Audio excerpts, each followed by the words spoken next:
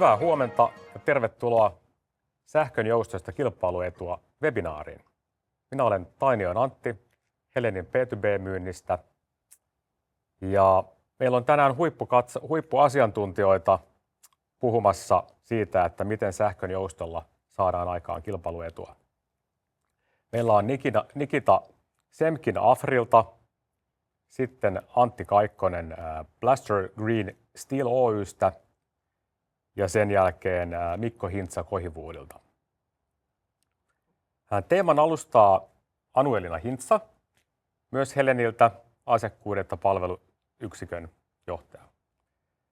Anu-Elina, minkä takia sähkön joustoista kannattaa puhua juuri nyt? Erittäin hyvä kysymys.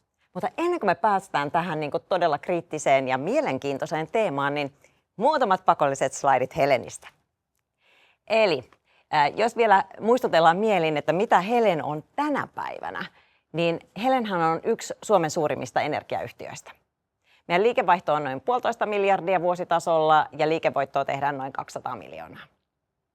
Se, mikä on erityisen tärkeää, on se, että me ollaan investoitu viime vuosina lähes 0,5 miljardia joka vuosi siihen, että me siirrytään puhtaaseen energiaan. Se on meidän strategian keskiössä ja me ollaan haluttu satsata siihen hyvin vahvasti. Itse asiassa liiketoimintoina, niin kuin Antti tuossa mainitsi, niin meillä on tämä sähkömyynti, asiakkuudet ja palvelut nimellä näin Helenissä kulkee. Tämän lisäksi meillä on sähkön tuotantoa ja sitten Helsingissä sähkön siirtoa, että sitten kaukolämmitystä ja jäähdytystä. Mitä me täällä asiakkuudet ja palvelut liiketoiminnassa sitten tehdään, niin meidän asiakaskanta on hyvin laaja. Meillä on sekä kuluttaja-asiakkaita, me ollaan Suomen suurin kuluttaja-asiakaspuolella, meillä on asunto-osakeyhtiöitä ja yrityksiä asiakkaina. Ja heille me pyritään sitten tarjoamaan laajaa kirjoa erilaisia sähkötuotteita ja lisäpalveluita. Lisäpalveluissa esimerkiksi sähköauton latausta, mutta erityisesti nyt on lähtenyt kasvuun joustokulmat. Ja siitä me tullaan tänäänkin juttelemaan. Jos me mietitään sitten, että minkä takia joustosta ja miten jousto voisi mahdollistaa sitä yritysten kilpailuetua, niin jos me katsotaan tuota graafia tuossa slaidilla, niin voisi sanoa, että Suomessa on keskimääräisesti ihan kilpailukykyiset sähkön energiahinnat. Tuossa näkyy sekä 21 vuoden, eli ennen energiakriisiä, ja sitten viime vuoden hintatasoja. Ja sehän näyttää varsin mallikkaalta. Mutta se, mitä tämä hieno puhdas siirtymä meidän kokonaistuotannossa on tehnyt viime vuosien aikana, eli kun meillä on tullut paljon tuulta ja aurinkoa, meidän tuotantoportfolio yleisesti Suomessa, niin hintojen vaihteluhan on kasvanut merkittävästi. Eli volatiliteetti toisin sanoen on kasvanut. Ja nyt onkin tosi tärkeä hetki jokaisen yrityksen miettiä sitä, että kuinka voi hyödyntää sitä omaa sähkönkulutustaan ja ehkä aikatauluttaa sitä entistäkin täsmällisemmin, jotta voi varmistaa ensinnäkin se, että sähkö riittää Suomen maassa. Toisaalta sitten se, että pystyy käyttämään nimenomaan sitä hyvää päästötöntä energiaa. Ja kolmantena ehkä jopa se, että miten sillä boostataan sitä oman yrityksen kannattavuutta. Ja jos nämä kaikki laskee yhteen, niin sehän muodostaa kilpailukykyä. Investointien osalta, mä olin itse asiassa tällä viikolla Eurelectricin tämmöisessä kansainvälisessä seminaarissa, joka järjestettiin Helsingissä, ja siellä käytiin läpi erilaisia investointeja, joita yritykset eri toimialoilta oli tehnyt joustoon. Ja tuommoinen keskimääräinen ROI-prosentti, mitä näille investoinneille oli saavutettu, oli 16%. Ja se on ihan mainio. Mutta aina ei tarvitse ajatella, että pitää tehdä suuria investointeja. Tai edes sitä, että omaa tuotantoa pitäisi skaalata 0–100, vaan voidaan puhua myös pienistä prosessin muutoksista. Pienistä muutoksista just niinä kriittisinä hetkinä, jolloin sieltä sitten tulee euroja viivan alle. Me tosi mielellään tällä Helenillä tuetaan tässä mietinnässä. Meillä on erilaisia työkaluja, joita me mielellään käydään teidän kanssa läpi niin käyttöönotossa, optimoinnissa kuin sitten näissä markkinaosallistumisissa. mutta niistä varmasti kuullaan tänään vähän lisää myöhemmin. Ja näillä sanoilla mä haluaisin avata tämän keskustelutuokion tänä aamuna ja uskon, että täältä varmasti saa mukaan jotain uusia ajatuksia ja vahvistusta niille omille pohdinnoille. Kiitos Anu-Elina. Tähän väliin pitää muistuttaa, että meillä on tilaisuudessa chattimahdollisuus. Kannattaa hyödyntää, laittaa hyviä kinkkisiä kysymyksiä tulemaan. Niihin palataan sitten tilaisuuden loppupuolella siinä paneelikeskustelun yhteydessä. Nyt on aika toivottaa tervetulleeksi ensimmäinen vieras. Ja vieraana on Nikita Semkin Afrilta. Ja Afro on tehnyt meille selvityksen joustavan energian käytöstä. Ja Nikita jakaa tämän selvityksen tärkeimmät löydökset. Tervetuloa. Joo, kiitos Antti. Tervetuloa munkin puolesta. Mä olen Nikita Semkin Afrilta, Afro-liikkeenjohdon konsultoinnin puolesta nimenomaan. Me hyvin lyhyesti yrityksestä, että Afro on iso insinööri- ja suunnittelu- ja konsultointitalo. Itse nimenomaisesti keskityn energia-alaan ja energia-alan liikehdon konsultointiin, jossa meidän pääfokuksessa on sähkö- ja lämpöliiketoiminnat, sekä tuotanto, että markkina, että verkko, että myös käyttö näkökulmasta. Ja tehdään tosi paljon markkina-analyysejä, erilaisia strategiaprojekteja ja tämmöisiä muutenkin tämmöisiä operatiivisia hankkeita.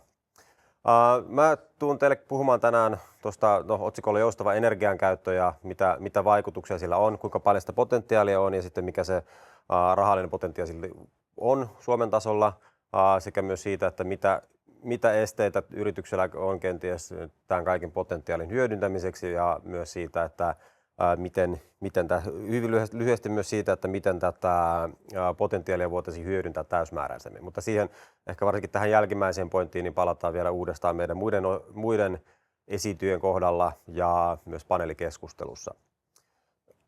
Ensi alkuun pieni muistutus kautta pieni lämmittely, eli mistä se teollisuuden sähkönkäyttö Suomessa pääasiassa koostuu.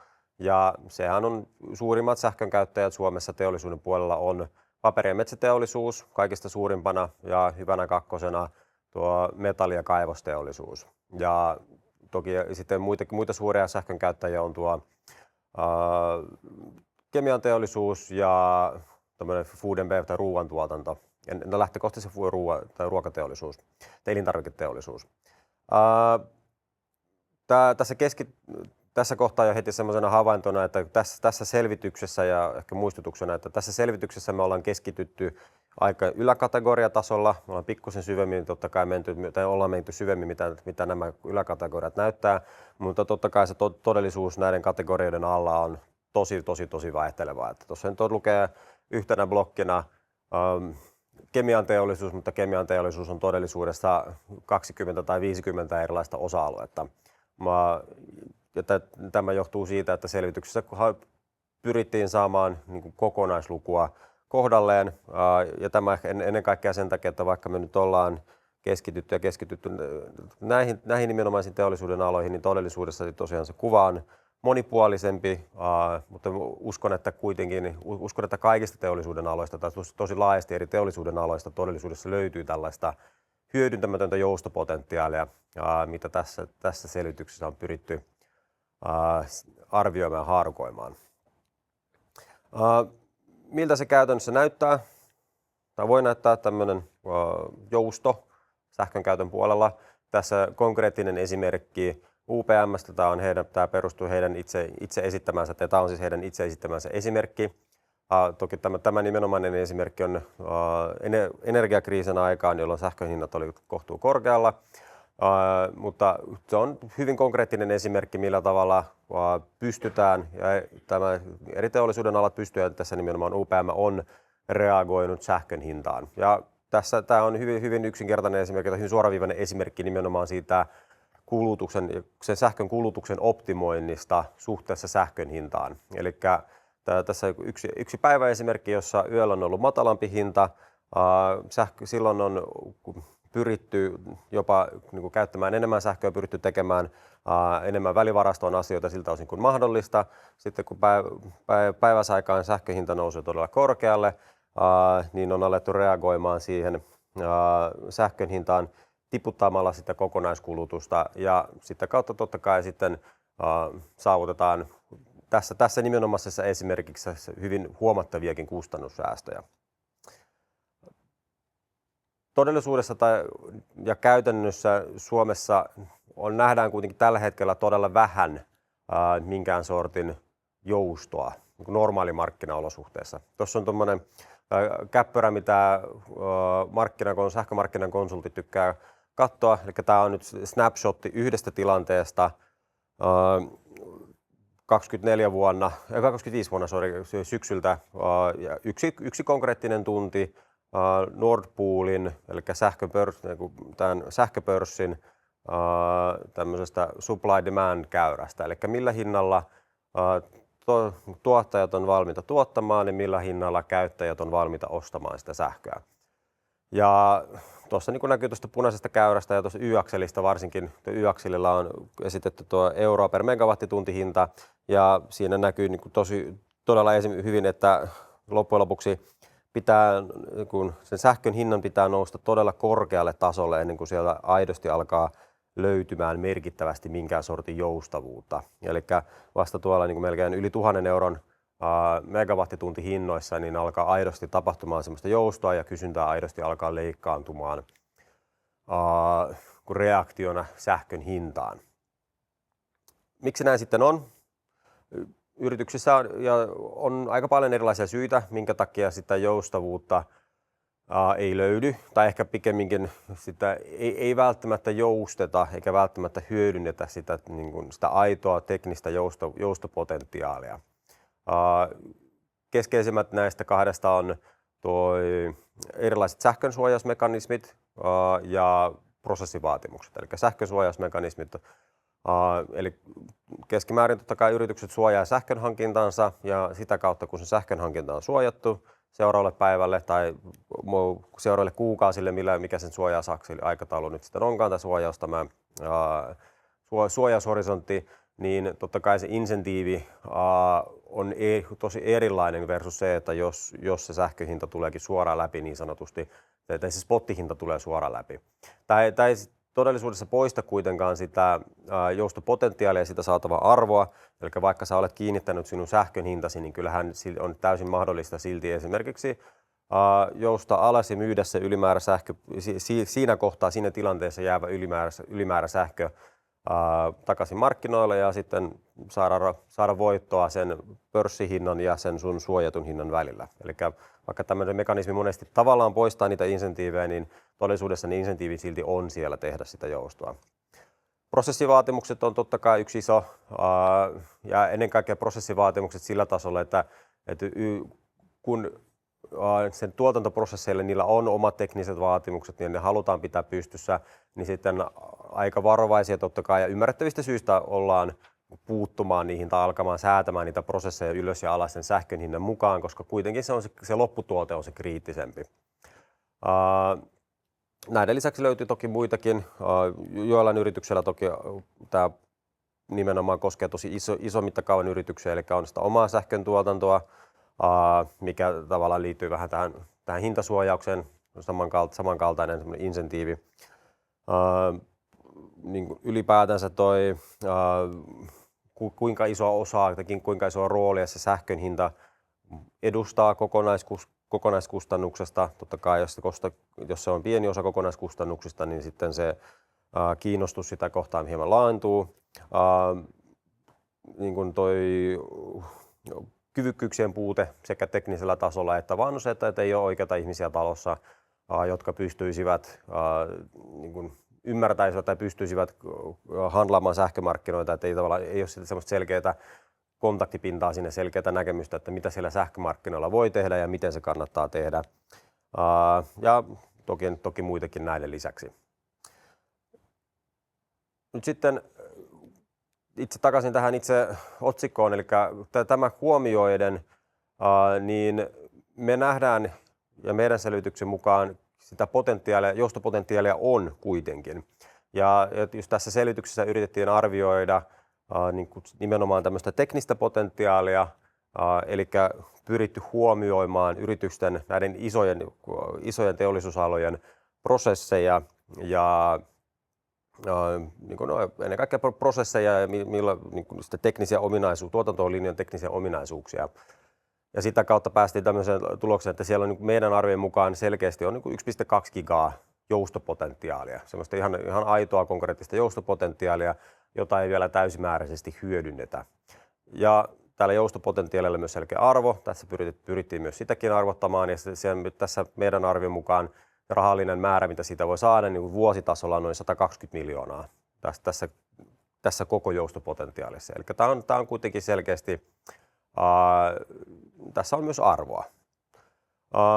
Ja kuten sanottu, tässä nimenomaisessa esimerkissä on keskitytty näihin isoihin teollisuusaloihin, isoihin toimijoihin, mutta me uskotaan, että tätä potentiaalia on myös on niin aika laajasti erilaisissa yrityksissä. Ja totta kai se itse potentiaali ja se tekninen mahdollisuus siihen on sitten hyvin yritysriippuvaista. Muita havaintoja ehkä tästä, että meidän arvion mukaan, että miten tätä on niin analysoitu ja arvioitu, että se on varsinkin tehomielessä se on tosi iso se potentiaali. Mutta se ei välttämättä tarkoita, eikä sen tarvitse tarkoittaa isossa kuvassa mitään suurta vaikutusta kokonaisenergian käyttöön. Eli tämä on nimenomaan tämmöistä luonteeltaan sitä kulutusta siirtävää joustoa. Että hetkittäin voidaan joustaa. Ja varsinkin nyt sähkömarkkinoilla, kun on nähty todella niin kuin kalliita hetkiä, sähkön hinta on hetkellisesti noussut tosi korkealle, niin nimenomaan tämmöisellä joustolla on itse asiassa huomattavan suurikin arvo. Ja viitaten vielä tähän vielä isompaan kuvaan, eli nyt nimenomaan yritysten kilpailukykyyn, niin totta kai tällä on suora vaikutus yritysten kilpailukykyyn, koska yksinkertaisesti siis joustamalla tällä saa pienennettyä sitä omaa sähkölaskua isossa kuvassa. Ja tulevaisuudessa nähdään, että sähköhinta todennäköisesti sen niin sähköhintavaihtelu todennäköisesti kasvaa, joten sitä kautta myös tämän jouston arvo ja sen vaikutus kasvaa huomattavasti. Ja toki samanaikaisesti myös kontribuoidaan sähköjärjestelmän tasapainoon, eli totta kai on se myös sähköjärjestelmän näkökulmasta ja kaikkien muiden käyttäjien näkökulmasta parempi, että siellä on olemassa tätä joustoa, että säädetään sitä kulutusta mahdollisuuksien mukaan, sen sähkön hinnan mukaan, jolloin sitten kaikille tavallaan ja koko yhteiskunnalle jää siitä pienempi sähkölasku. Tulevaisuudessa tämä vielä kasvaa entisestään, eli tämä äskeinen kuva keskittyi nimenomaan olemassa olevaan teollisuuteen, mutta totta kai tällä hetkellä se on vahva odotus siitä, että Suomeen rakennetaan uutta teollisuutta ja sitä kautta tulee uutta joustopotentiaalia sähköjärjestelmään. Tässä on arvioitu suurin piirtein, että mistä se voi koostua tämä tulevaisuuden niin tämä sähkön kasvu. Tässä nimenomaisessa kuvassa on pikkusen painottunut vielä tuo vetyteollisuus. Sanoisin, että ehkä siitä kun tämä kuva on tehty, niin näkemys on pikkusen muuttunut, että se kysynnän kasvu on muuttunut datakeskuspainotteisemmaksi. Eli sanoisin, että näitä kuvia kun katsoo, niin todellisuus tulee olemaan todennäköisesti, että sitä vaaleanvihreä palkki, joka edustaa elektrolyysiä ja vetyteollisuutta, niin se on pikkusen pienempi, ja sitten tuo tummanvihreä palkki vielä tästäkin kasvaa, koska niitä datakeskuksia odotetaan tulevan sähköjärjestelmään aika paljon.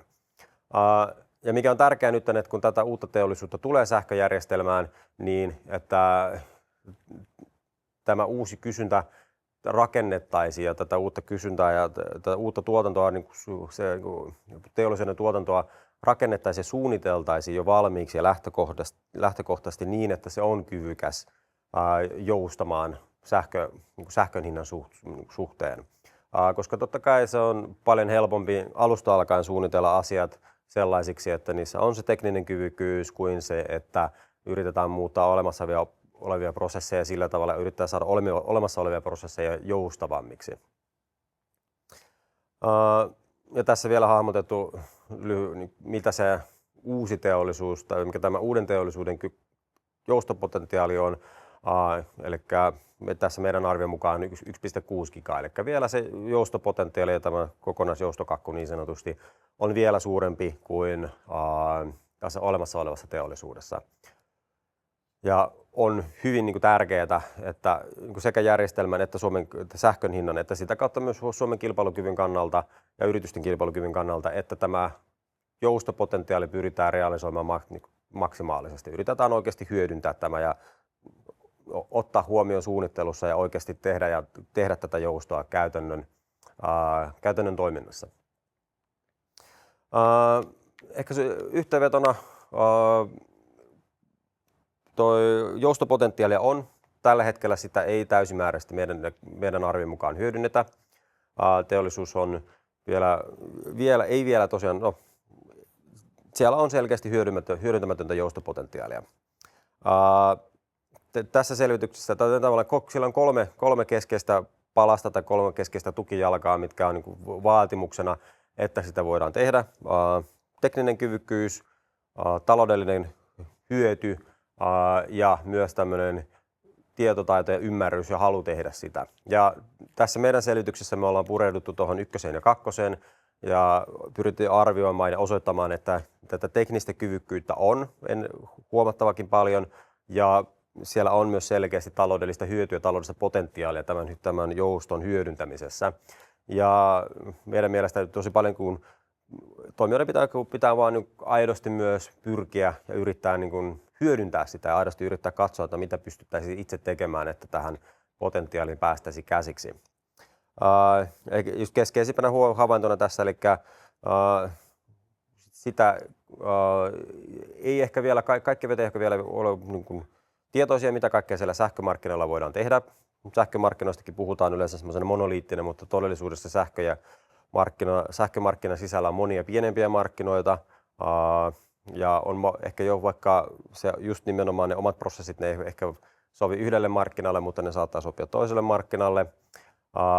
Ja on myös aika todennäköistä, että sieltä löytyy paljon sellaista potentiaalia, mikä ei välttämättä edes vaadi niitä valtavia investointeja. Totta kai jonkun verran mahdollisesti pitäisi tehdä myös investointeja tähän näin, mutta sieltä voi löytyä semmoista myös niin sanotusti helposti tarttavaa tai helposti saatavaa joustoa, mihin päästään käsiksi ja minkä hyötyyn päästään käsiksi ilman niitä merkittäviä valtavia investointeja.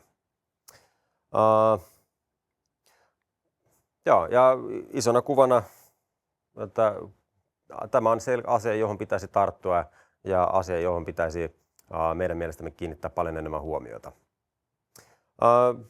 Kiitän tässä kohtaa ja voitaisiin nyt ottaa kysymyksiä yleisöstä, jos niitä on sinne tullut. Katsotaan tarkoituksena, että se ottaa kysymyksiä siinä loppuvaiheessa vähän enemmän. Ja haluankin muistuttaa, että jos ei vielä ole tullut hirveästi kysymyksiä, niin nyt on hyvä aika laittaa sieltä kynä sauhuamaan tai näppis tulille, niin saadaan sitten lopussa. Joo. Kiitoksia tosi paljon erinomaisesta koosteesta tässä vaiheessa. Kiitos. Yes, ja sitten seuraavana lavalle astuu Kaikkosen Antti. Tervetuloa. Kiitos Antti. Blasters Green Steel Oy:stä. Ja mahtava kuulla, että miten te näette tämän sähkön jouston mahdollisuuden teidän liiketoiminnassa. No niin. Hyvä. Ja kiitos Ellenille, kun ylläpidätte keskustelua tästä tärkeästä aiheesta. Ja kiitos kaikille osallistujille ja oikein hyvää huomenta minunkin puolesta. Minä olen Antti Kaikkonen ja toimin Blaster Green Steel-nimisen teollisen startupin Suomen maanjohtajana. Meidän yhtiö perustettiin vuonna 2021, eli jo 5 vuotta sitten, tavallaan tavoitteena rakentaa vähähiilinen, matalapäästöinen arvoketju teräksen valmistukseen. Keskeisenä ajatuksena on ollut, että me hyödynnetään nimenomaan pohjoismaisia vahvuuksia tämän arvoketjun rakentamisessa, ja oleellisilta osin tämä tarkoittaa silloin sitä, että hyödynnetään pohjoismaista ja suomalaista puhdasta sähköenergiaa teollisuudessa, joka on äärimmäisen energiaintensiivinen ja tätä nykyään käyttää todella paljon fossiilisia polttoaineita. Viime vuoden aikana, tai sanotaanko viimeisen puolen vuoden aikana, me ollaan hieman muutettu tätä lähestymistapaa tämän hankkeen osalta. Alkuperäinen ajatus oli, että tuonne Inkoon Jotpölen teollisuusalueelle, mikä sijaitsee 60 kilometriä länteen Helsingistä, rakennetaan integroitu terästehdas siten, että siellä on vedynvalmistus, rautamalmin suorapelkistys ja terästehdaskompleksi sulattoineen ja kuumavalssaamoineen. Nyt kuitenkin tavallaan markkinatilanne on sillä tavalla elänyt tässä vuosien aikana, että olemme päättäneet edetä hankkeen toteutukseen siten, että keskitytään siihen arvoketjun osaan, missä nimenomaan tarvitaan paljon sitä puhdasta sähköenergiaa, ja se on se tavallaan rautamalmin suorapelkistysosuus, missä me korvataan perinteisesti käytetty kivihiili ja koksi puhtaalla sähköenergialla tuotetulla vedyllä. Inkoon Jotpöle on perinteinen teollisuusalue ollut teollisessa käytössä jo noin sieltä lähtien aina 50-60-luvulta asti, milloin Inkoon syväsatama, teollisuussatama rakennettiin ja käyttöön otettiin. Sitten 70-luvulta lähtien Imatran Voima ja myöhemmin Fortum operoi alueella Pohjoismaiden suurinta kivihiililauhdelaitosta. Tämä voimalaitos on nyt sieltä purettu ja tämä teollisuusalue olemassa olevina infroineen odottaa uutta teollista sähkön käyttöä. Ja se on se tavallaan syy, minkä takia me ollaan etaploiduttu ja suunnitellaan tätä rautamalmin suorapelkistystä nimenomaan tänne Inkoon Jotpöleen.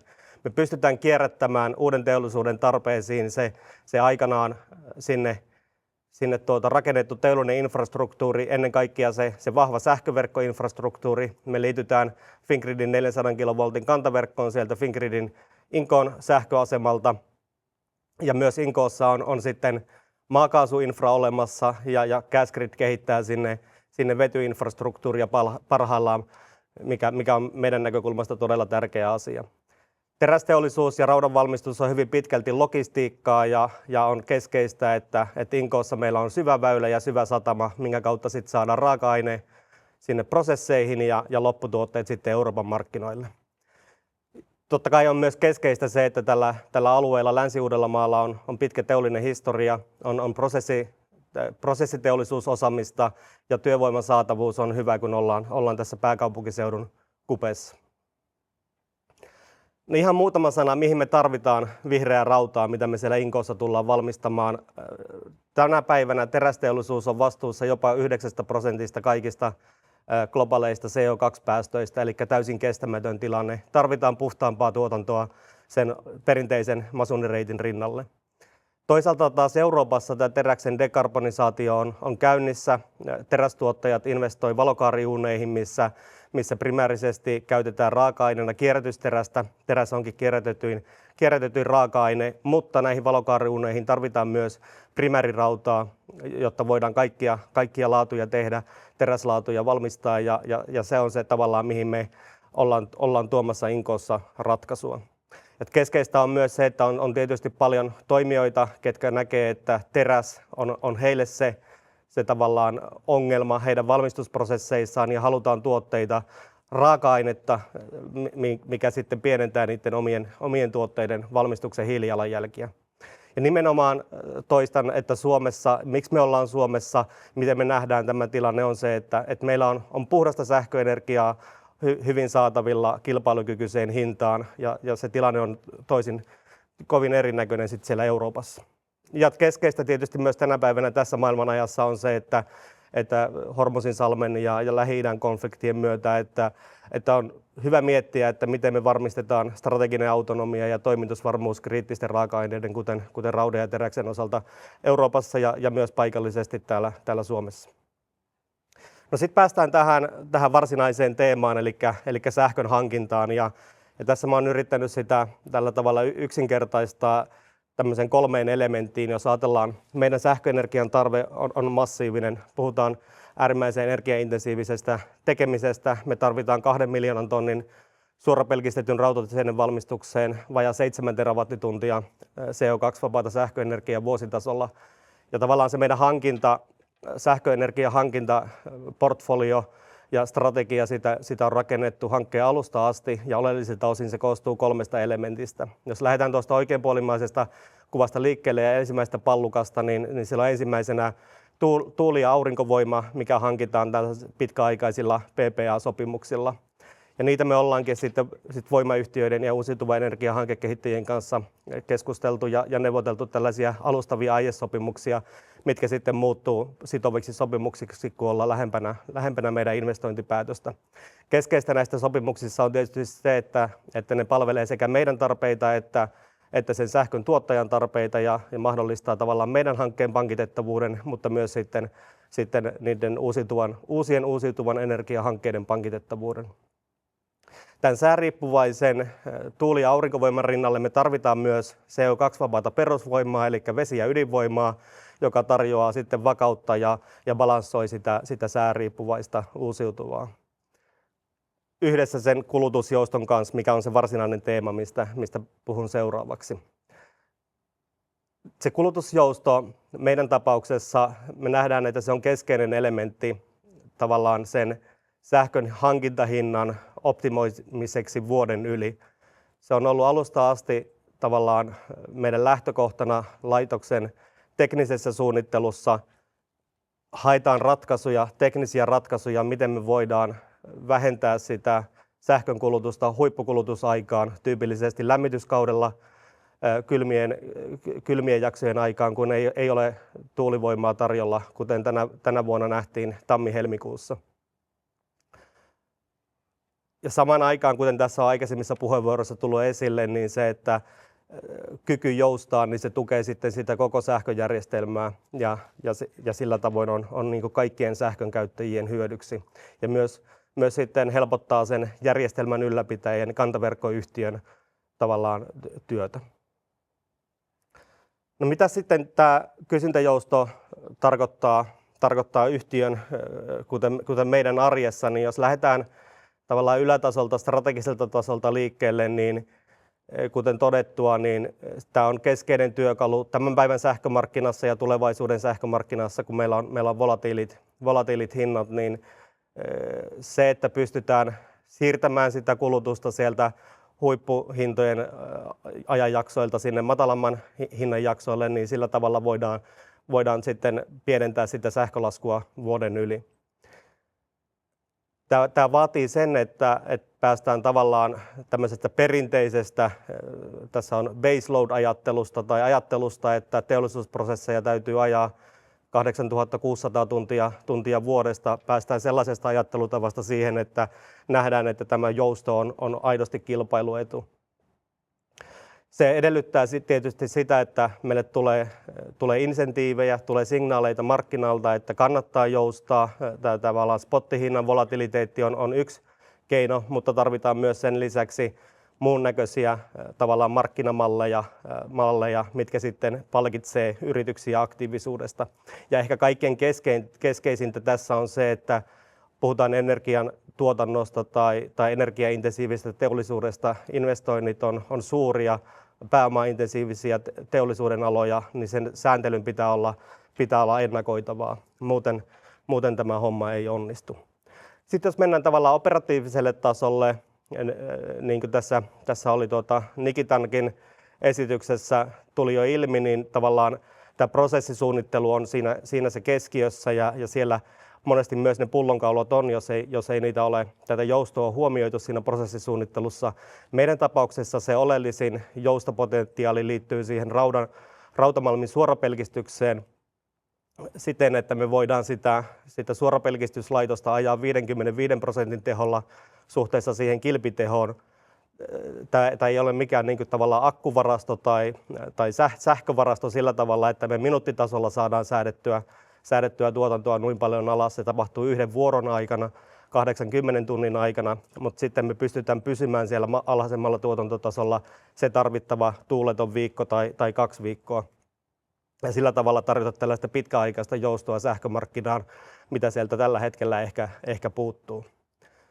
Me pystytään toki tekemään tämä jousto nopeammin, me voidaan tulla nopeammin alas sieltä 100% teholta, mutta se tarkoittaa silloin sitä, että se meidän lopputuotteen laatu ei täytä niitä teknisiä speksejä, mitä sille on asetettu, ja me joudutaan lähettämään takaisin se tuote sinne prosessiin, joka aiheuttaa sitten tehottomuutta. No, tämä jousto ei tietenkään tarkoita pelkästään niin kuin sähkönkulutusta, vaan meidän pitää ottaa huomioon se kaikessa muussa toiminnassa lähtien lopputuotteen myyntistrategiasta. Me ei voida myydä 100% tuotantoa 2 miljoonaa tonnia joka vuosi kiinteillä sopimuksilla, vaan meidän pitää huomioida se, että on mahdollista, että joudutaan sitä tuotantoa rajoittamaan, jos sähkömarkkina sitä edellyttää. Ja loppuviimeksi tämä menee niin kuin läpi kaikkien tuotantoprosessejen aina sinne työsopimuksiin asti, että jos on se pidempi ajanjakso, jolloin tuotantoa rajoitetaan, niin silloin pitää olla kyky ja mahdollisuus lähettää työvoimaa kotiin.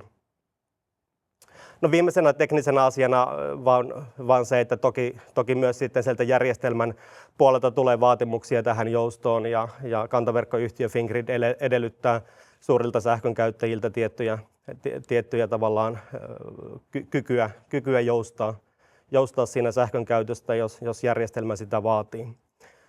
Viimeisenä kohtana tässä tosi tärkeä asia on innovaatiot ja tulevaisuuden ratkaisut, kuten Nikitan puheenvuorossa tuli ilmi. Tässä on varmasti paljon semmoista tavallaan potentiaalia, mitä ei vielä hyödynnetä. Se vaatii sen, että pohditaan yhdessä, että miten tämä potentiaali saadaan hyödynnettyä, tavallaan käännettyä rahaksi ja järjestelmän hyödyksi.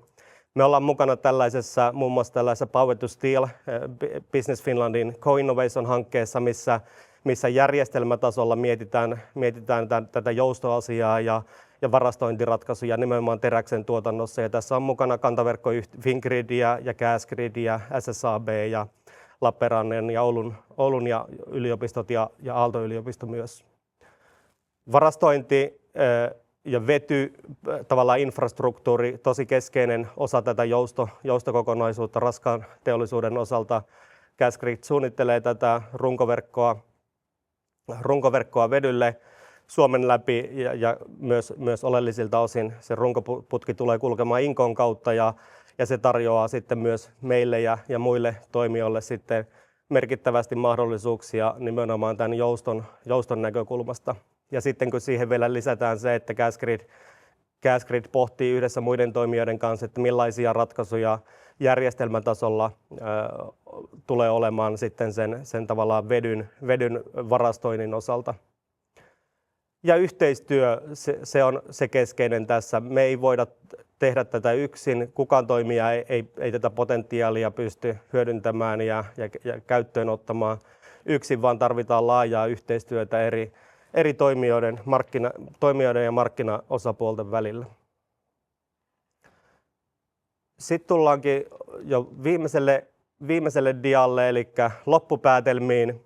Unohdin tuossa alussa todeta, että terästeollisuus vastaa jopa 9% kaikista globaaleista CO2-päästöistä. Se on siinä määrin huono asia, koska ilmastonmuutos ja luontokato on kuitenkin edelleen tänä päivänä kaikista sodista ja muista ongelmista huolimatta monesta näkökulmasta ne meidän niin kuin ihmiskunnan suurimmat haasteet, ja meidän on pakko saada teollisuuden päästöjä alas. Sähköistyminen on tässä erittäin hyvä työkalu. Kaikki ne prosessit, mitä pystyy sähköistämään, kannattaa sähköistää. Meidän hanke on osoittanut, ja ehkä tämä tavallaan markkinatilanne viimeisen 5 vuoden aikana sen, että teollisuushankkeiden pitää pystyä mukautumaan muuttuvaan markkinatilanteeseen ja muuttuvaan maailmaan. Markkinasentimentit muuttuu tosi nopeasti, ja on tärkeää säilyttää semmoinen ketteryys ja strateginen tavallaan autonomia siltä osin, että jos markkina sitä edellyttää, niin sit täytyy suuntaa muuttaa.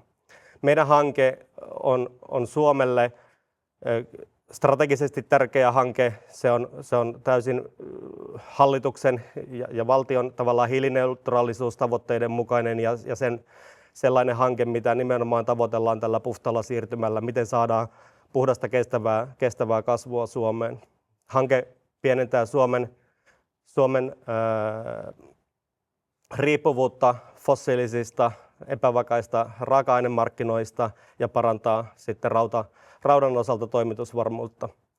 Ja viimeisenä tärkeimpänä se, että me ehdottomasti vahvasti nähdään sillä tavalla, että nämä teollisuusprosessit, varsinkin kun se otetaan otetaan alusta asti mukaan siihen suunnitteluun tämä tarve ja joustaa, niin nämä prosessit voidaan suunnitella siten, että niistä saadaan aitoa kilpailuetua ja kustannussäästöjä sitten pitkässä juoksussa. Tässäpä se oli oikeastaan. Kiitoksia. Kiitos Antti. Tosi vaikuttavaa työtä jo tässä vaiheessa teillä siitä, että miten tuutte tekemään joustoa tässä teidän hankkeessa. Kiitos paljon. Kiitos. Yes. Ja sitten seuraava esiintyjä saadaan kohta lavalle ja esiintyjä on täältä näin, pieni hetki. Eli Mikko Hintsa Kohivuodilta. Tervetuloa. Kiitos Antti. Elikkä Mikko Kohivuodilta ja me ollaan perhesaha Etelä-Pohjanmaalta Soinista. 1987 perustettu perheyritys ja meillä teollisuudenalana on mekaaninen metsäteollisuus ja tuotetaan erikoissahatavarakomponentteja, massiiviliimapuulevyä ja huonekalukomponentteja asiakkaiden tarpeisiin. Sen lisäksi meillä tulee sahauksesta ja näiden levytyöstöjen sivutuotteina erilaisia muita biojakeita, jotka soveltuu sitten energiateollisuuteen, muun muassa purua, haketta ja kuorta ja purusta tehdään sitten myös pellettiä. Ja meidän tavoitteena on toimia pitkäaikaisten yhteistyökumppanien kanssa. Meillä on suurin osa meidän asiakkaista on 10 vuosien takaa ihan tuolta 80-luvulta saakka ja pyritään yhtäjaksoisesti tekemään pitkäjänteistä yhteistyötä. Ja käytännössä tällä hetkellä meillä on 65 työntekijää suoraan ja sitten alihankkijoita meillä on vielä toiminimien ja muiden Y-tunnusten kautta, niin on 10 sitten siihen vielä lisäksi. Liikevaihto noin 46 miljoonaa euroa ja siitä liikevoitto on noin 7,5 miljoonaa euroa, noin 15%. Ja miten meillä tämä energiakriisi ja energiajousto lähti käytännössä liikkeelle, niin tietysti aina on pyritty suojauksia käyttämään ja näin poispäin, mutta se 22 vuoden energiakriisi vaikutti siihen, että lähdettiin oikeasti miettimään, että millä tavalla se energiakustannus pystytään ottaa huomioon siinä, että mitä tehdään päivittäin ja miten se vaikuttaa oikeasti yrityksen siihen tilanteeseen. Ja ensimmäisenä oli se, mikä aika monilla lehdissä myös oli luettavissa, että vaihdetaan päivävuoroista, koska päivällä oli isoja energiapiikkejä, niin vaihdetaan päivävuorosta yövuoroon ja toivotaan, että sillä saadaan energiakustannukset maltillistettua ja yritetään optimoida tuotantoa sillä tavalla, että siellä kulutuspiikkejä pyritään minimoimaan ja vähentämään kaikkea ylimääräistä koneiden joutokäyntiä, mihin ei ehkä ihan samalla tavalla kiinnitetty huomiota ennen energiakriisitilannetta. Ja mitä näillä alkuvaiheen muutoksilla huomattiin, niin oli oikeastaan se, että vaikka jonkinlaisia kustannussäästöjä saatiin energian puolelta aikaiseksi, niin ehkä tärkeämpi oli huomata se, että siellä on työntekijöille tietynlaisia muutoksia. Esimerkkinä se, että kun on paljon yövuoroa ja muuta, niin tietysti työntekijän mielekkyys, ehkä myös laatu, pikkasen tuotanto, tämmöiset määrät saattoi vähentyä, niin päädyttiin siihen, että se ei ole ehkä se oikea tapa, millä tavalla tätä niin sanottua energiajoustoa lähdetään tavoittelemaan. Että sitten lähdettiin tutkimaan paljon muita vaihtoehtoja, mitkä auttaisi meitä sitten tässä energiajoustossa sitten kustannuksellisesti ja muutoin. Ja miten sitten tänä päivänä meillä on rakennettu tämä jousto osaksi sitä meidän toimintaa, niin käytännössä se on ihan arkea, jokapäiväistä toimintaa, johdon työkalu siihen, että miten saadaan suunniteltua tuotantoa, miten saadaan kaikki investoinnit sun muut rakennettua siten, että päästään pikkasen säätämään sitä kulutusta, miten voidaan tehdä, missä vaiheessa, miten saadaan kuitenkin laatu, tuotantotehokkuus, toimitusvarmuus ylläpidettyä. Ja meillä kuitenkin on noin 1200 megawattia puhdasta sähkönkulutusta kuukaudessa ja siihen lisäksi sitten lämpöenergiaa vähän reilu tuplat lisää, eli noin 3000 megawattia käytetään lämpö- ja sähköenergiaa. Niin siinä energiamäärässä kuitenkin alkaa olemaan jo ne pienet joustot ja muutokset alkaa olla tosi merkittäviä sitten siinä energian käytössä. Ja tuotannon optimoinnin lisäksi meillä käytetään akkuvarastoja, mikä mahdollistaa sen, että pystytään peilaamaan hieman sitä käyttöä, muuttamaan, pidentämään huipputehoja ja myös sitten pystytään osallistumaan erilaisiin energiamarkkinoihin, on sitten reservimarkkinaa tai muita näitä energiamarkkinoita, ja silloin se ei ole pelkkää sitä kulujen hankintaa, vaan myös osa sitä päivittäistä liiketoimintaa. Ja akkuvarasto tuo liikkumavaraa, puhutaan sähköakuista tai sitten vesiakuista tai muista, niin pystytään sitten tasata sitä kulutusta ja hyödyntää päivittäin muuttuvia noita markkinatilanteita. Ja reservimarkkina tekee sitä joustosta osan sitä liiketoimintaa, ei pelkästään kustannuksia hallintaa. Ja mitä vaikutuksia meillä on ollut siihen, että ollaan keskitytty tähän asiaan, niin se on oikeastaan ajattelutavan muutos ja se, että ollaan pystytty vaikuttamaan kustannuksiin, mutta myös sitten kaikkiin riskeihin, mitä tulee laitteiden toimintaa. Eli siellä on tietysti yksi iso merkittävä tekijä on siinä, että jos pitäisi sähkön käytöstä joustaa tai myös sitten jos tulee sähkökatkoja tai mitä tahansa muuta, niin akkuvarastot pystyy sitten sitä hieman tasoittamaan, että voidaan vähentää kulutusta verkosta, pystytään alasajaa koneet sillä tavalla, että mahdollisimman vähän tulee mitään vaurioita ja muita, että siellä on hallitut alasajot sitten. Riskien näkökulmasta tietyllä tavalla ennakoitavuus, me tiedetään paremmin, että missä me pystytään joustamaan, miten me pystytään joustamaan ja missä emme, millä tavalla se vaikuttaa tuotteisiin, vaikuttaako, ja myös sitten se, että pystytään miettimään niitä kustannustehokkaita ratkaisuja siihen. Ja niin kuin tuossa mainittiin aikaisemmin, niin investointien osalta ollaan lähdetty miettimään enemmän sitä niin, että miten strategisesti mietitään investoinnit, millä tavalla ne rakennetaan, millä tavalla ne huomioidaan, että se jousto tulee osaksi sitä investointia ja myös sitten se kustannus. Että ei pelkästään se, että saadaan energiatehokkaampi yksikkö, vaan myös se, että miten se energiatehokkuus tuodaan lisäksi siihen sitten joustot ja mahdolliset nämä akkuvarannot ja muut. Ja tietysti päätöksentekoyrityksissä on tullut aika paljon faktapohjaisemmaksi, kun ollaan otettu huomioon näitä lisätekijöitä siinä sitten päivittäisessä tekemisessä ja myös sitten investointien osalta. Ja se oli oikeastaan meillä se tämä meidän osuus, että varmaan lisää sitten päästään vielä tuossa paneelikeskustelussa.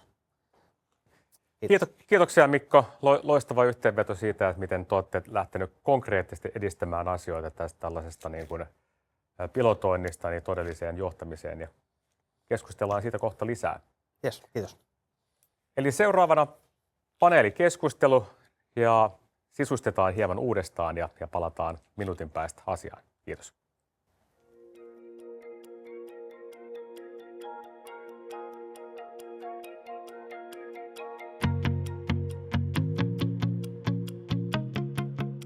Yes, ja tervetuloa takaisin paneeliin. Ja ensimmäisenä haluan toivottaa tervetulleeksi uuden vieraan, kolmannen Anttina, Antti Martikainen, joka vastaa Helenin joustoratkaisuista. Tervetuloa. Kiitos. Miten näet, minkä takia jousto on ajankohtainen asia juuri nyt? Joo, jousto on ajankohtainen juuri nyt, koska sähköistyminen, sähkön hinnan voimakkaat vaihtelut spot-markkinoilla ja reservimarkkina-ansaintamahdollisuudet ovat tehneet sähköenergiasta strategisen liiketoimintakysymyksen. Aikaisemmin sähköenergiaa on nähty monta kertaa pelkästään kustannuksena, mutta nyt sitä voidaan johtaa aktiivisesti.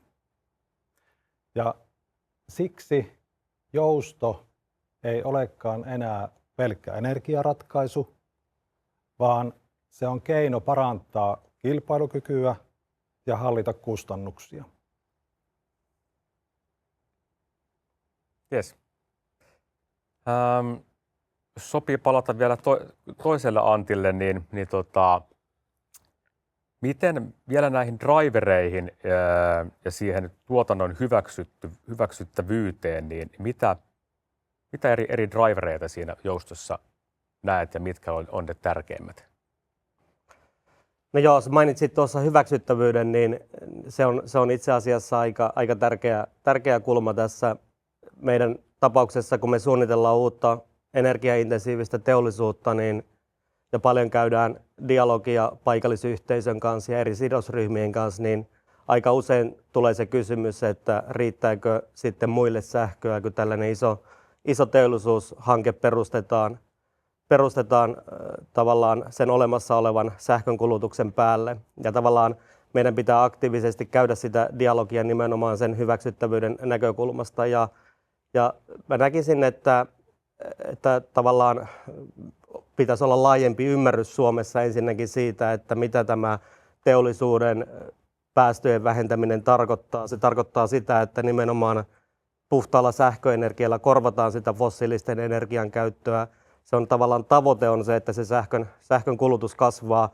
Ja sitten Suomessa meillä on mahtava tilanne siltä osin, että meillä on hyvä vahva kantaverkko, mitä jatkuvasti Fingrid pitkäjänteisesti kehittää. Ja sitten meillä on ennen kaikkea kyky rakentaa isosti uutta puhdasta voimantuotantoa Suomeen, lähtien tietysti valtavasta hankekehitysportfoliosta, mitä on maatuulihankkeita Suomessa ja aurinkovoimahankkeita, mutta myös sitten pitkässä juoksussa uutta ydinvoimaa ja pumppuvesivoimaa ja kaikkea tätä.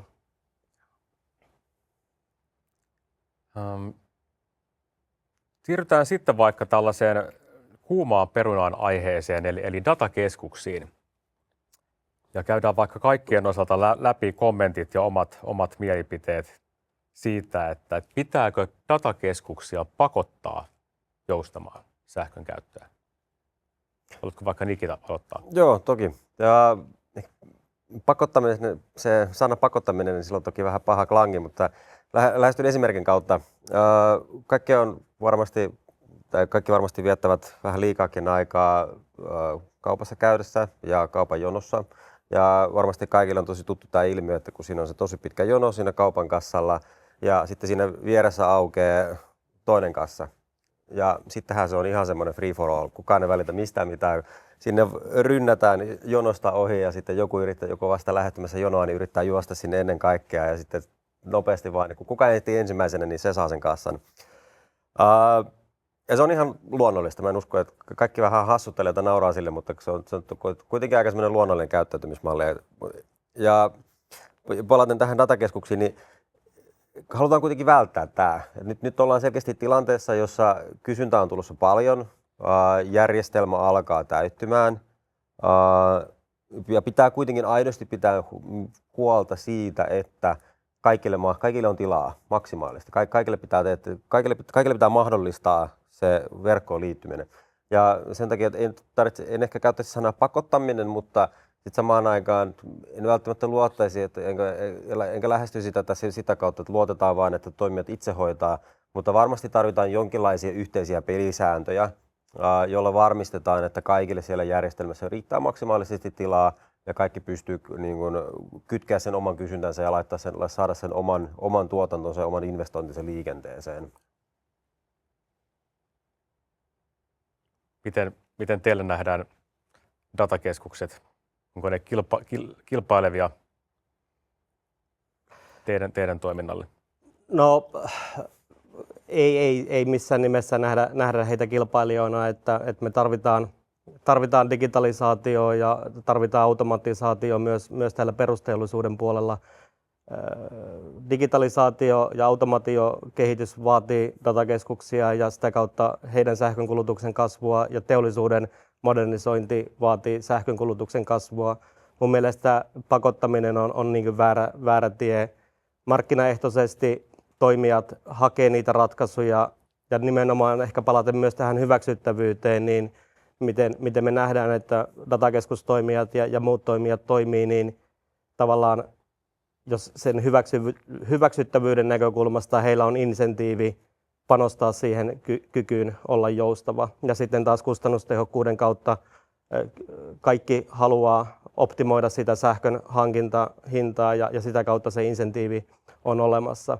Jos ajattelee, niin kuin tuo oli hyvä esimerkki Nikitalta, jos miettii toista esimerkkiä tavallaan tämän pakottavuuden kautta ja sen, että markkinaehtoisuus versus joku pakottava regulaatio, mitä tapahtui korona-aikaan, oli se, että Suomen valtio otti velkaa ja maksoi kotitalouksien sähkölaskuja. Niin mä en tiedä, voi kysyä, että veikö se tätä yhteiskuntaa eteenpäin vai olisiko ollut jotakin muita keinoja hyödyntää se tilanne ja tavallaan kehittää sitä systeemiä siten, että se olisi ohjautunut ja meillä olisi nyt parempi järjestelmä. No joo, oikeastaan oma mielipide on vähän se, että totta kai vähän riippuu minkä tyyppinen datakeskus kyseessä. Se, että on niitä, jotka tekee erilaisia prosesseja, on niitä, jotka suorittaa transaktioita, on just esimerkiksi näissä kaupan kassa-asioissa, niin on se harmillista, jos siellä joustetaan jossakin tietyssä sähkönkulutuksessa ja sen jälkeen ei maksukorttipäätteet toimi tai mitä tahansa muuta. Että tietyllä tavalla varmasti siinä olisi tärkeää, että mietitään, että mikä sen datakeskuksen käyttötarkoitus on. Onko se sellainen, että se on tekoälybuumin juttu ja siellä on näitä tämmöisiä prosesseja käytetään, vai sitten, että se on joku kriittisempi toimija. Ja siinä asetettaisiin ainakin jonkinlaisia niin kuin, tietynlaisia vaatimuksia, että jos se on semmoinen, joka ei ole niin kuin, kriittinen, niin silloin sen joustettavuus olisi niin kuin, paremmalla tasolla, kun taas sitten, että jos se olisi semmoinen niin sanottu elintärkeä, niin silloin taas joustettavuudesta pystyttäisiin niin kuin, joustamaan myös taas siinä tilanteessa. Joo, en usko minäkään tuohon pakottamiseen. Näin sillä tavalla, että on tärkeämpi, että meillä on hyvät kannusteet. Ja uskon kyllä, että mikäli datakeskukset tulevat saamaan aidosti liiketoiminnallista hyötyä siitä, että he osallistuvat joustollaan sähkömarkkinoille, niin ne tulevat kyllä sinne markkinoille. Eli markkina hoitaa tämän. Ja näkisin niin, että koska ennusteiden mukaan datakeskusten sähkönkäyttöhän tulee olemaan erittäin merkittävä, niin olisi koko sähköjärjestelmän näkökulmasta hyvin tärkeä ja arvokas, että se datakeskusten jousto pystyttäisiin sitten hyödyntämään. Kyllä. Pikkusen haastaisin just että palaten taas tähän ja hieman viitaten tuohon oman presentaation, että kun se on tosi iso merkitys sillä, että kuinka iso osa tai kuinka isoa osaa se sähkönkäyttö ja sähkönkäytön kustannus edustaa siitä sun kokonaiskustannuspaketista. Sillä on tosi vahva vaikutus siihen, että kuinka herkästi nämä tulee sun agendalle. Totta kai, koska jos sulla on puolet sun kustannuksista on sähköä, niin yhtäkkiä se kiinnostaa tosi paljon. Datakeskuksilla tämä on itse asiassa yllättävän pieni. Ja vaikka siinä on niin euromääräisesti siinä on tosi iso potentiaali, niin sitten kuitenkin sitä kustannuspaketista tämä on aika pieni kokonaisuus. Ja palaten siihen esimerkkiin tästä kaupan kassasta, että kun me ollaan vähäsen siinä tilanteessa, kun nyt se verkko alkaa täyttymään, me ollaan vähän siinä tilanteessa, että nyt yhtäkkiä alkaa olla ruuhkaa, ja sitten siellä on yhtäkkiä vapautuu niitä kassoja, vapautuu niitä kysyntäpisteitä, on niitä muutamia kysyntäpisteitä, niin on kuitenkin pieni riski, että vaikka isossa kuvassa totta kai halutaan joustaa ja sitten siellä on jonkinlaiset insentiivit olemassa, niin kaikesta tärkeintä on tällä hetkellä ryntää sille vapaalle kassalle. Niin sen takia, kuten sanottu, pakottaminen ei ehkä ole se oikea sana, mutta niin kuin pelisäännöt voi olla paikallaan, koska ennen kaikkea kun siinä kohtaa, kun sä oot siellä kaupassa, niin sun ensimmäinen ajatus on, että sä juokset sinne vapaalle kassalle, koska sä haluat sinne niin ja sä haluat päästä kotiin sieltä. Ja nyt me halutaan välttää semmoinen ryntäys niin kuin järjestelmän tasolla.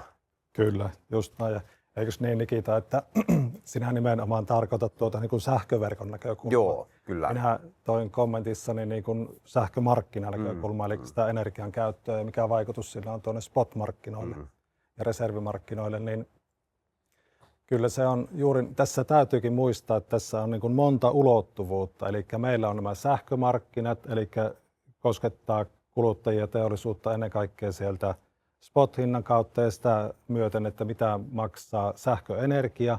Ja sitten meillä on tämä toinen suuri kysymys, että minkä verran meillä on kapasiteettia sähköverkossa. Ja nämä on, niin kuin, nämä on eri asioita. Niin. Joo, se on totta eri asioita, mutta siinä mielessä toki jos linkittyneitä, että kyllähän sillä on piikkikysyntää samaan aikaan voi olla kaikilla. Että tavallaan Kyllä. jos on piikkikysyntä on ongelma sekä sähköjärjestelmän, niin kuin sähkömarkkinoiden että sähköverkon näkökulmasta voi olla. Joo. Kyllä, Mutta joo, se on ihan totta. Mikko, teillä on tehty pitkään tätä joustoa, niin haluatko vielä avata pikkasen lisää sitä, että miten se näkyy siinä käytännön arjessa? Onko siinä minkälaisia haasteita tai sujuuko kaikki siellä taustalla automaattisesti täysin? Joo, eli tietysti ensimmäinen on se, että niin kun johtotasolla niin mietitään se, että miten mietitään vaikka tämä investoinnit ja sellaiset. Eli jos investoidaan uuteen laitokseen, niin silloin mietin totta kai kaikki mahdolliset energiatehokkaat ratkaisut sinne. Mutta myös sitten se, että meillä on myös näitä akkuvarastoja, niin se, että miten se akkuvarasto pystytään hyödyntämään siinä päivittäisessä tekemisessä ja myös sitten miten se operatiivinen suunnittelu tehdään sille tuotannolle, että se palvelee kaikista parhaiten sitä kokonaisuutta, että siellä on mahdollisesti mahdollisimman pitkät ja tasaiset tuotantovälit ja tehdään tiettyjä tuotteita mahdollisimman niin kuin pitkäjaksoisesti, mahdollisimman vähän kaikkea sellaisia niin kuin piikkitehoja. Akkuvarastoja pystytään hyödyntämään sillä tavalla, että se leikkaa joko huippukulutusta tai sitten sillä tavalla, että me pystytään käyttämään jopa koko kulutus tietyn aikaa sieltä varastosta. Tai mikäli markkina näyttää siltä, että me halutaan käyttää se energiamarkkinalle se akkuvarasto, niin me pystytään myös niin tekemään. Ja lähtökohtaisesti se kaikista suurin merkitys on sillä siihen, että jos tuotannosta leikataan niiltä ajoilta, milloin sähköhinta on korkea, niin totta kai se vähentää profiilikustannusta, se vähentää sitä kautta sitten suoraan sieltä meidän sähköhinnasta. Että siinä on niin kuin lähtökohtaisesti kolme osa-aluetta se, että mietitään niin kuin investointipuolella, sitten tehdään tuotannon suunnittelut ja sitten kolmas on se, miten saadaan se energiakustannus sieltä sitten minimoitua milläkin hetkellä parhaalla mahdollisella tavalla.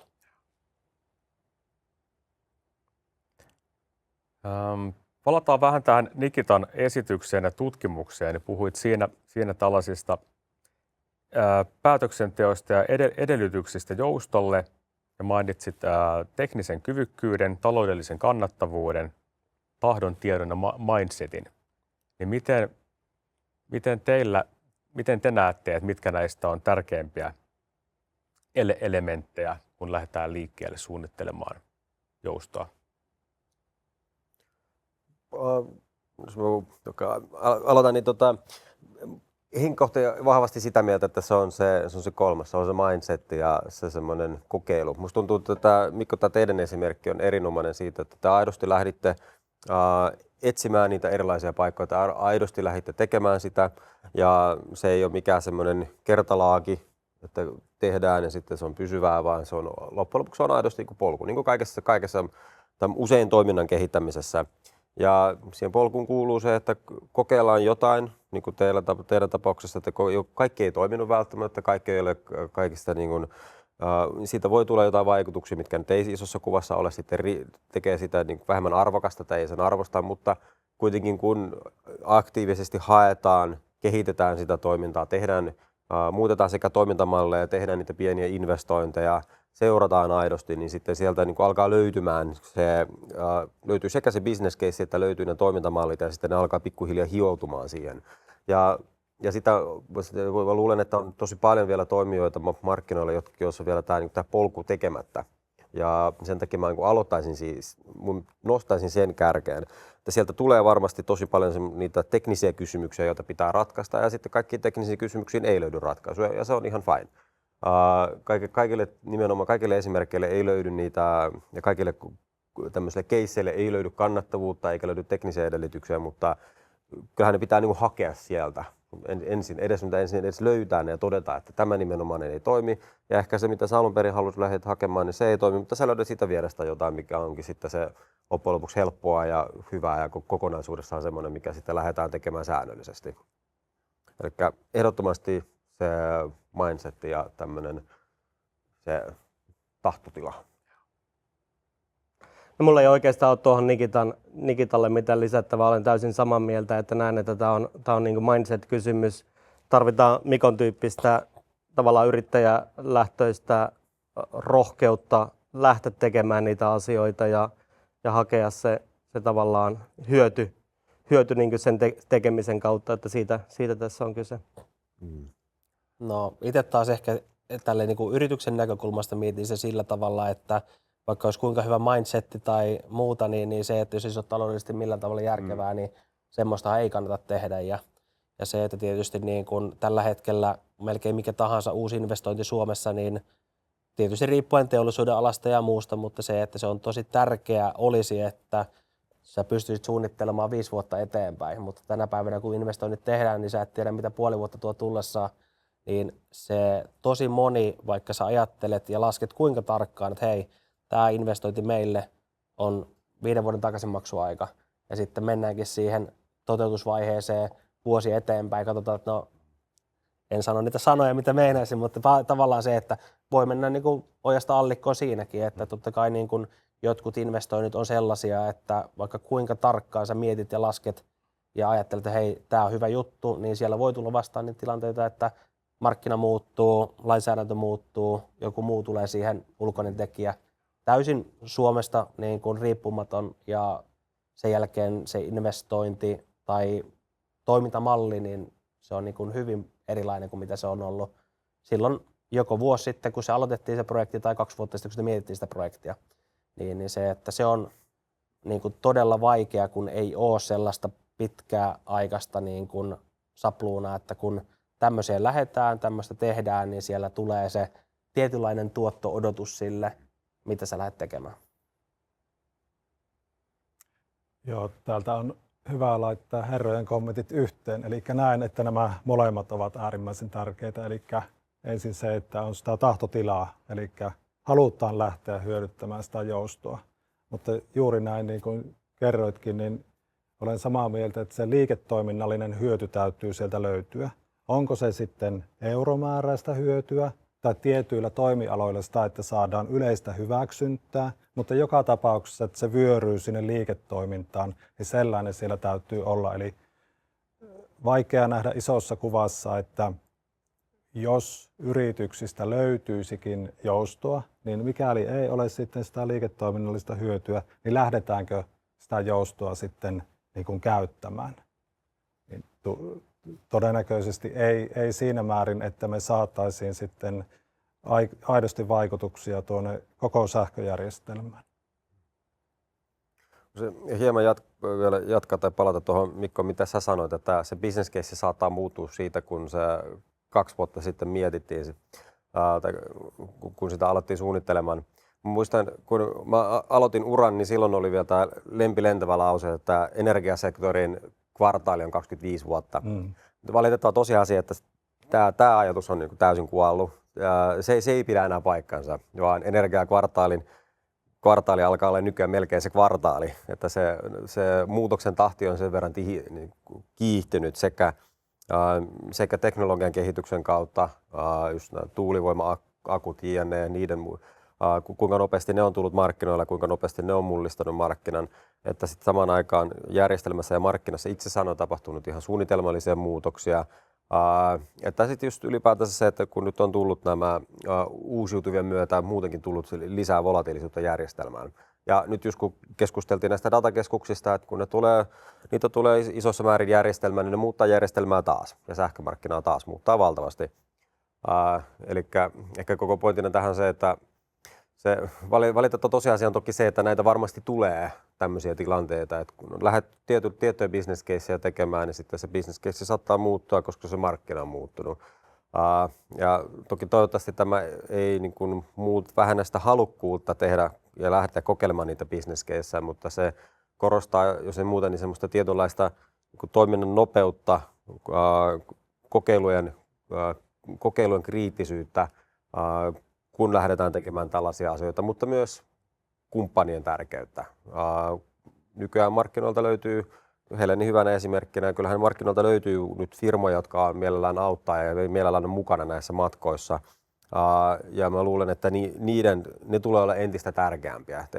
Semmoisena suomalaiset tykkää ehkä tehdä hieman itse keskellä metsää rakentaa omaa kelomökkiä, niin enemmän ne pitää tehdä yhdessä ja enemmän hakea niitä kumppaneita, joiden kanssa tehdä näitä asioita. Niin kuin teillä on itse asiassa hyvä esimerkki. Teillä on hyvin semmoinen kumppanilähtöinen lähestymistapa ja sitten tehdään hyvin hyvä niin kuin jatkuvassa yhteistyössä.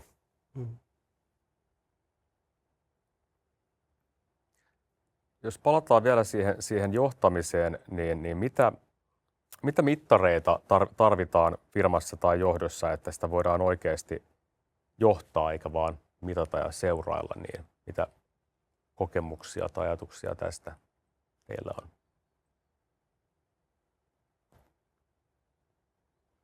No tässä niin kuin aikaisemmin on tullut ilmi, niin tavallaan yksi mittari on tietysti se niin kuin kannattavuusmittaus ja sen investoinnin kannattavuuden mittaaminen, mutta mä ehkä palaisin myös tuohon, mitä Mikko nosti esille, tämä tavallaan regulaatiopuoli ja se niin kuin regulaation ennustettavuus, niin on hyvä miettiä myös niitä, mitä tavallaan mittareita tai miten seurataan ja ollaan ajan hermoilla siinä, että mitä se regulaatio on tänään ja mihin suuntaan sen ennakoidaan menevän, koska se sitten niin kuin Mikko totesi, niin vaikuttaa todella paljon sitten niihin investointien toteutumiseen. Ja tässä ehkä jos palaa vielä niihin datakeskuksiin, niin hyvä esimerkki on tämä teollisuuden sähköveron nosto tavallaan datakeskuksille, että yhtäkkiä siirretään yksi teollisuuden ala teollisuuden sähköveroluokasta toiseen, niin ne on sellaisia tavallaan viestejä markkinoille, ei pelkästään datakeskustoimijoille, mutta myös muulle sähköintensiiviselle teollisuudelle, että meidän sijoittajat ja potentiaaliset sijoittajat kysyy, että voiko Suomen regulaation luottaa, voidaanko olettaa, että nyt tämä tavallaan viitekehikko, mitä on olemassa, on se, mikä pysyy, vai tuleeko yllättäviä muutoksia puskista, ja ne on niin kuin pahinta myrkkyä uusille investoinneille. Hyvänä esimerkki on tuossakin, jos miettii, että vaikka paperi- ja metsäteollisuussektori, jossa on neljännes vaikka koko Suomen energiakäytöstä, niin totta kai se niin kuin kaikissa tämmöisissä isoissa teollisuuden aloissa niin miettii just tuota samaa, että mitä kun sieltä tulee joku tämmöinen niin sanottu pommi yhtäkkiä sitten, että se vaikuttaa niin kuin todella paljon siihen tavallaan niin kuin toiminnan luonteeseen ja sä et tuommoista teollisuuden alaakaan, niin sä et tee ilman sähköä ja se on kuitenkin Suomelle tosi iso sektori niin vientituotteena kuin myös niin kuin työpaikkoina ja muina sitten. Ja totta kai se regulaatio on varmasti se yksi tärkeä. Totta kai se, että mitä me seurataan, niin on se, että kulutuksen tavallaan kaventamista myös. Ehdottomasti tärkeimpiä on se takaisinmaksuajat ja tämmöiset siinä johtamisessa.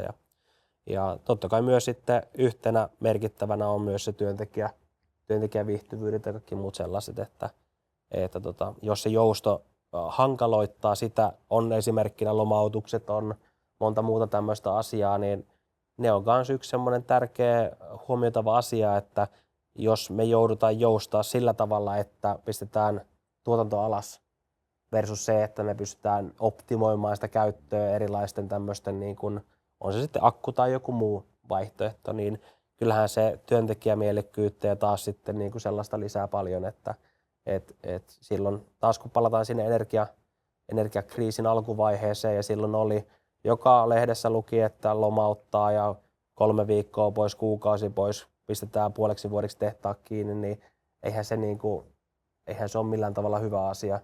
Ja se on niin kuin myös siinä johtamisessa tosi tärkeää niin kuin miettiä, että onko se realiteetti, että lähdetään niin radikaalisti joustamaan sitä kulutuksesta, että pistetään niin kuin porukkaa pihalle. Niin nämä on kyllä tosi semmoisia tärkeitä niin kuin miettiä. Otetaan tähän väliin vähän tuolta linjoilta tulleita kysymyksiä. Ja siellä ensimmäinen kysymys on, mitkä ovat tyypillisimmät syyt, miksi yritykset eivät onnistu hyödyntämään kulutusjoustoa, vaikka potentiaali on tunnistettu? Eli tyypillisimmät syyt, miksi ei ole onnistuttu pääsemään kunnolla liikkeelle? Oman kokemuksen mukaan sanoisin, että siis tosi usein on just se, että siihen ei yksinkertaisesti siihen ei ole totuttu ja talosta ei vaan löydy henkilöitä, jotka niin kuin tarttuu siihen. Että se on niin kuin tosi herkästi vähän tommoinen, se kuulostaa hyvältä aiheelta ja sitten itsekin suorassa yrityksessä toimivana ja sitten paljon yrityksen toimintaa nähneenä, niin tosi herkästi tämmöiset projektit lähtee liikkeelle johtoryhmä ideasta, että pitäisikö vähän kokeilla, sitten se tippuu sieltä hissukseen ja laskeutuu jonkun pöydälle, että henkilön Y-tehtävänä tai sun tehtävänä on nyt edistää tätä. Ja sitten se tulee sinne semmoisena ilman mitään tarkempaa kuvausta.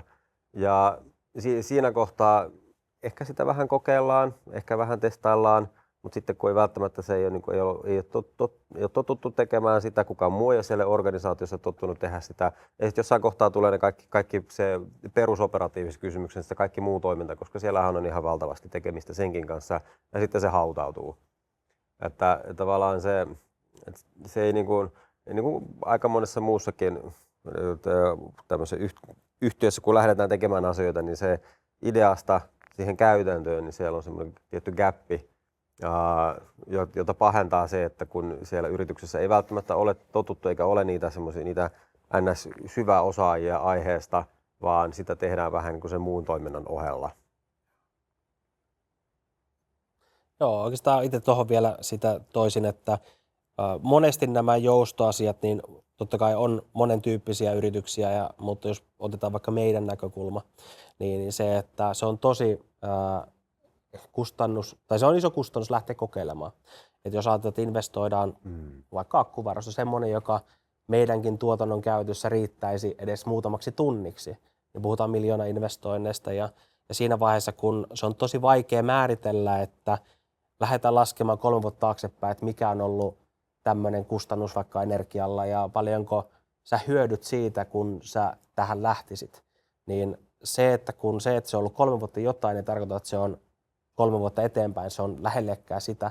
Ja päivän sisäiset kaikki, milloin tuulee ja milloin sataa ja kaikki tämmöiset, niin ne on niin luonnon armoilla tässä ollaan, että se, että sun on vaikea saada semmoista eksaktia, varmaa tietoa, että hei, tää se on ja lähdetään edistämään.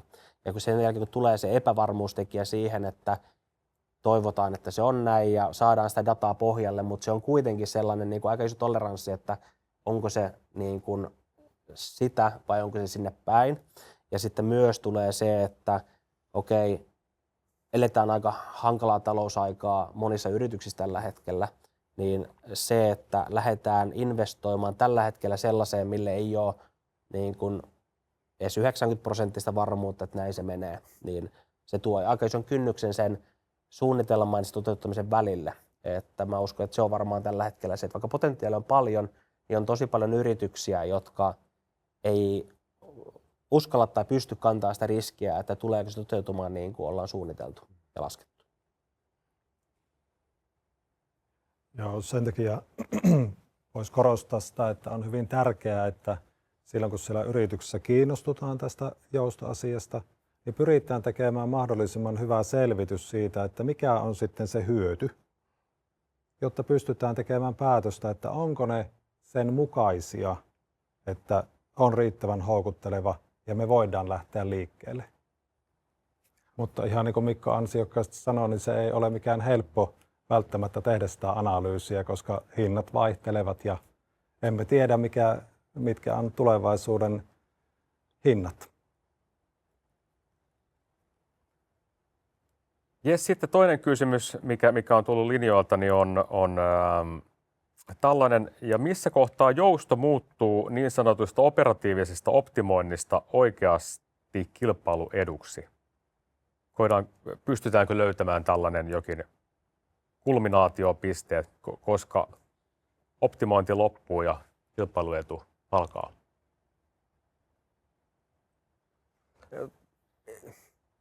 Eikö toi vähän sama asia? Tai siis silleen, eikä noita voi erottaa toisistaan. Että ehkä palataan siihen mittarikysymykseen ja siihen mittarikeskusteluun. Että tuommoinen jousto, kun se tapahtuu tyypillisesti, kun se tapahtuu pääsääntöisesti päivän edeltäviä markkinoita, spottimarkkinoita vasten, että päivän sisäisiä markkinoita vasten, niin se on luonteeltaan aina operatiivista kuitenkin. Ja sitä vasten vaikkapa, jos jotain, minkälaisia mittareita se vaatii tai millä tavalla sitä mittaroidaan, niin esimerkiksi se vaatii semmoista perinteistä kuukausitason mittaroinnista, päivätason mittarointia. Sun pitää käytännössä, jos sitä aidosti halutaan tehdä niin sun pitää hyvin usein ideaalitilanteessa jo päivän päätteeksi aina joka päivä katsoa, että mitä meni eilen, mitä meni eilen, mitä oltaisiin voitu tehdä eri tavalla. Mut sitten kun sä teet sitä hyvin operatiivisesti, niin sittenhän siitä tulee se kilpailuetu. Et se on tavallaan se ei niinkään, että mä en niin kuin erottaisi näitä asioita, vaan ne on vahvasti linkittyneitä. Sulla pitää jos sä voit pyrkiä tekemään siitä kilpailuedun ja se vaikuttaa suoraan operatiivisella tasolla ja sitten kun sä teet operatiivisesti sitä hyvin, niin sitten se aidosti realisoituu se kilpailuetu. Just näin. Tosi laaja kysymys, mutta ehkä yleisellä tasolla, miten näen asian, on sillä tavalla, että nimenomaan se jousto on yksi merkittävä tekijä siinä sähkön hinnan optimoinnissa ja se mahdollistaa sitten sen kustannuskilpailukykyisen energiahankinnan, mikä sitten taas mahdollistaa sen, että me voidaan tarjota tavallaan hyvää tuotetta markkinoille, aidosti niin kuin meidän tapauksessa vihreää rautaa, mikä sitten kilpailee tuontiraudan kanssa Euroopan markkinoilla, mutta on kuitenkin niin kuin aidosti erilainen tuote ja perustuu tähän meidän puhtaaseen sähköenergiaan täällä Pohjolassa.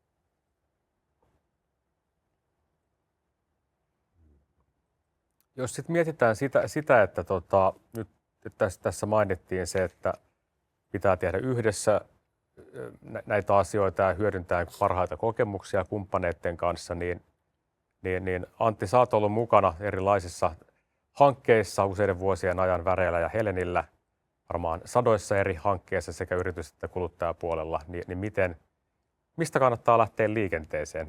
Miten tästä päästään eteenpäin? No helpoiten pääsee eteenpäin olemalla yhteydessä nimenomaan nyt kun puhutaan tästä yrityspuolesta, mikä meillä on tänään ennen kaikkea aiheena, niin olemalla yhteydessä Helen sähkön myyntiin. Ja meillähän lähtee siitä aina liikkeelle, että ensin selvitämme, että mikä on se jouston arvo siellä yrityksessä. Ja kun tämä on selvillä, niin sitten pystytään miettimään, että onko se riittävä, onko se houkutteleva, jotta me lähdemme tälle tielle. Ja ensimmäisenä on juurikin se, että siellä niin kuin syttyy se motivaation lamppu ja se, että me halutaan selvittää. Ja kun sitten on selvillä, että minkälaista hyötyä saadaan aikaan, niin sitten pystytään tekemään niitä päätöksiä ja sopimaan, että kuinka se viedään sinne käytäntöön.